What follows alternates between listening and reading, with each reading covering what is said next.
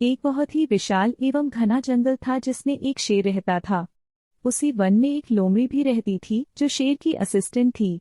लोमड़ी दिन भर पूरे जंगल में घूमती रहती एवं जानवरों का पता लगाती। उसे कहीं भी कोई जानवर दिखता तो तुरंत आकर उसकी सूचना शेर को दे देती थी। शेर बड़ा ही खूंखार और क्रूर था। वह हमेशा आवश्यकता से अधिक जानवरों का शिकार करता था। शेर शिकार किए गए जानवरों को खा लेता था और जब उसकी पेट भर जाती तो वह शिकार किए जानवरों को वैसे ही छोड़ देता था। इस प्रकार शेर द्वारा लगातार आवश्यकता से अधिक जानवरों का शिकार होने से जंगल के सारे जानवर समाप्त हो गए। धीरे धीरे एक ऐसा वक्त आया जब उस शेर और लोमड़ी के भूखे मरने की नौबत आ गई।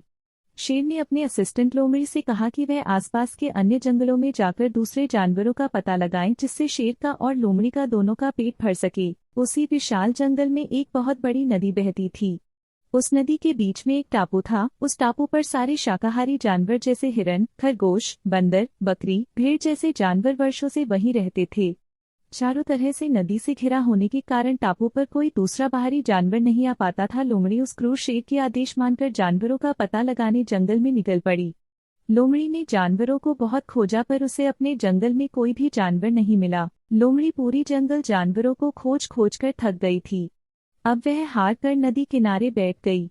तभी अचानक उसकी नज़र दूर बने टापू पर पड़ी।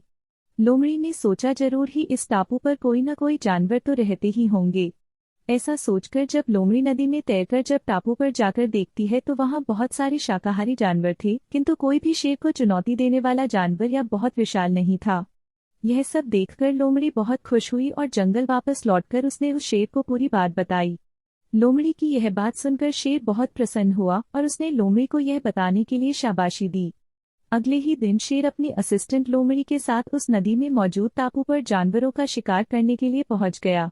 टापू पर पहुंचते ही जैसे ही शेर ने बहुत सारी जानवरों को देखकर उसके मुंह से लार टपकने लगी। शेर ने एक ही दिन में बहुत सारे जानवरों को मार डाला और कुछ जानवरों को खाकर बाकी जानवरों को ऐसे ही छोड़ दिया। शेर लगातार 2-3 दिनों तक इसी तरह अंधाधुंध शिकार करता रहा। टापू पर मौजूद सारे जानवर शेर से बुरी तरह डर गए और सभी ने एक सभा बुलाई। उस सभा में क्रूर शेर से बचने के उपाय पर चर्चा हो रही थी। सभी ने अपने अपने सुझाव दिए। उसी सभा में एक बूढ़ा बंदर भी था जो अपनी बुद्धिमानी के लिए पूरे टापू पर जाना जाता था। टापू के सारे जानवरों ने उस बूढ़े बंदर से सुझाव मांगा। बूढ़े बंदर ने कहा, इस प्रकार अगर हम डर डर कर सभी से भागते रहे तो हम में से कोई भी जीवित नहीं बचेगा। हमें बड़ी सूझबूझ के साथ उस क्रूर शेर का मुकाबला करना पड़ेगा। जंगल के अन्य सभी जानवरों ने उस बूढ़े बंदर से पूछा कि उनके पास ना तो शेर के समान दांत हैं, ना ही उसके जितना ताकत है और ना ही तेज नाखून। हम उस खूंखार शेर का सामना कैसे कर पाएंगे? बूढ़े बंदर ने अन्य जानवरों से कहा, हमें आमने सामने की लड़ाई नहीं लड़ना है बल्कि युक्तिपूर्ण तरीके से शेर का सामना करके उसे खत्म करना होगा। सभी जानवर बंदर के इस बात से सहमत हुए और उन्होंने बंदर से ही आगे की योजना बनाने के लिए कहा। सभी जानवर के अनुरोध करने पर बंदर ने योजना बनाने को तैयार हो गया और उसने एक बेहतरीन योजना बनाई जिससे बड़ी आसानी से उस क्रूर शेर को मारा जा सकता था। जंगल के सभी जानवरों ने मिलकर एक बहुत बड़ा एवं गहरा गड्ढा खोदा और उस गड्ढे के ऊपर घास फूस और पत्तियों से ढक दिया, जो देखने में बिल्कुल जंगल की अन्य समतल जमीन की तरह दिखाई दे रहा था। जैसे ही शेर के आते हुए देखते ही सारे जानवर गड्ढे की दूसरी तरफ चले गए जिससे शेर गड्ढे में गिर जाए। शेर ने जैसे ही एक साथ बहुत सारे जानवरों को देखा वैसे ही उसकी भूख जाग गई और वह उनका शिकार करने के लिए जानवरों की तरफ भागा। जैसे ही शेर गड्ढे के ऊपर से निकला, घास फूस और पत्तियों के दब गई और शेर गहरे गड्ढे में गिर गया। शेर ने और गड्ढे से बाहर निकलने का बहुत प्रयत्न किया पर गड्ढा इतना अधिक गहरा था कि अनेक कोशिश करने के बाद भी वह गड्ढे से नहीं निकल सका। शेर के साथ साथ उसके पीछे भागते हुए लोमड़ी भी उस गड्ढे में गिर गई। दोनों ने गड्ढे से निकलने की बहुत प्रयत्न की पर दोनों नहीं निकल पाए। भूख और प्यास के कारण शेर और लोमड़ी दोनों की उसी गड्ढे में ही मौत हो गई।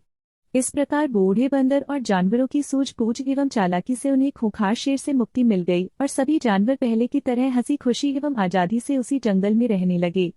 शेर और बंदर की कहानी से हमें यही शिक्षा मिलती है कि बुद्धिमानी एवं सूझबूझ से बड़ी मुसीबत का सामना बहुत आसानी से किया जा सकता है। इसलिए हमें अपने आत्मविश्वास में विश्वास करना चाहिए और किसी भी मुसीबत का सामना अपनी पूरी साहस से करना चाहिए। दोस्तों, ऐसे ही मजेदार कहानियाँ देखने के लिए हमारे इस चैनल किड्स लाइव टून को सब्सक्राइब करें और लाइक करें। धन्यवाद।